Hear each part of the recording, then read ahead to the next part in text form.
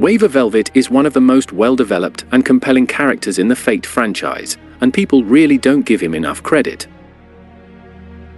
He went from an insecure, brash, and somewhat arrogant young mage to a widely respected professor and the de facto leader of modern magecraft theory at the Clock Tower. Waver was born into the Velvet family, which had only been practicing magecraft for 3 generations. Compared to noble bloodlines with centuries of history, this made him insignificant. His grandmother learned magecraft through pillow talk with a magus, and his mother barely practiced, meaning Waver had no prestigious backing. Despite this, he was considered a prodigy in his hometown, showing his potential early on. He somehow managed to get into the elite class of Lord Kenneth El-Melloi Archibald, a high-ranking noble. As expected, Waver was mocked and dismissed as worthless, especially by Kenneth. But when the Fourth Holy Grail War happened, Waver was the only master to survive. He was 19, had no high-tier spells, and yet he had the balls to stand up to Gilgamesh himself, declaring that he was a follower of Iskandar and would live for his sake. Which was something that Gilgamesh respected. I don't care what anyone else has to say, but if you're face to face with Gilgamesh and can look at him straight in the eyes while standing up to him, then you have an A+ in my book of respect. Even at just 19 years old, Waver possessed a high level of observation and insight that gave him remarkable talent as a researcher. He could have insisted that magecraft is a subculture and taken the world by a storm after starting a business as a critic, but he would have been quickly obliterated by the association.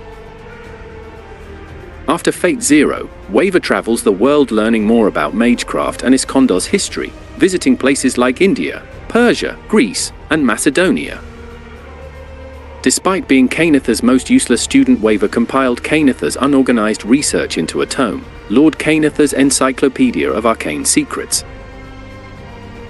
This saved the Archibald lineage, and Waver was given the title Lord El-Melloi II only under the rule of Rainer's El-Melloi Archisort.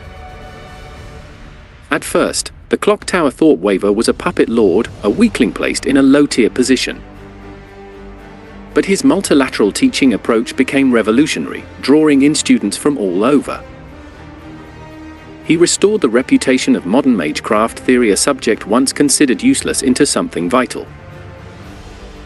He was ranked Phys, which is a 4th order, a high achievement for someone with no noble lineage. Waver developed the concept that a mage's power could be increased through effort, experience, and knowledge, rather than bloodline inheritance. He's famous for stealing and refining other Magi's research, then patenting it under his own name for profit. His true talent? Detecting and cultivating potential in others.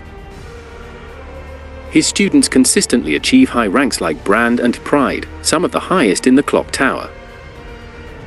If his students ever united, they could completely overturn the Mage Association's power structure. He inherited Volume and Hydragerum, Kenneth's iconic mystic code, and upgraded it into a humanoid-made golem like the Terminator. As Lord El-Melloi II, he carries a case of cigars that are actually a type of mystic code. There are many varieties of cigars to use for different sorts of magecraft, such as defense, setting up bounded fields, stabilizing the mind, and activating magic circuits. The reason he chose cigars for his mystic codes is because when he was forced into the position of El-Melloi II, he panicked and wanted something to make him seem more lord-like. He uses alchemy for forensic investigation, similar to crime scene analysis, but with magic.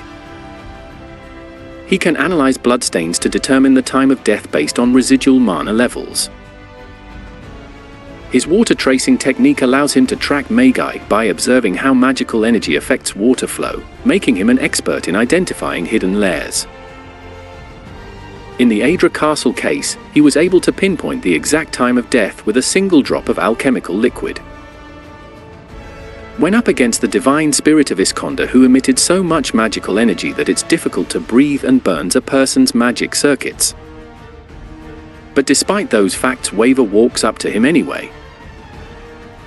He apologizes for not granting his wish, thanks him, and tells him to go back to the Throne of Heroes and wait for him. 10 years after the Fifth Holy Grail War, both Waver and Rin completely dismantle the Greater Grail, erasing its influence. In Fate Grand Order, he becomes the pseudo-servant of Zhuge Liang.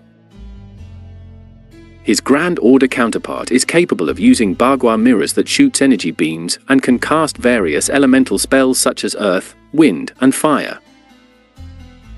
And as a last side note, it has been stated that he is the #1 man female students would like to sleep with. Now if that is not some serious riz, then I don't know what is. Waver went from an insecure, low-tier magus to one of the most important figures in modern magecraft. His survival in the Fourth Holy Grail War, his revival of House El-Melloi, and his innovations in magecraft prove that hard work beats talent when talent doesn't work hard. So if you see anyone disrespecting him, tell them to. Put some motherfucking respect on Lord El-Melloi II's name right then and there. Anyways, that pretty much wraps up the video. If you liked it, then please consider leaving a comment, liking, and subscribing. I would appreciate it very much. Thank you.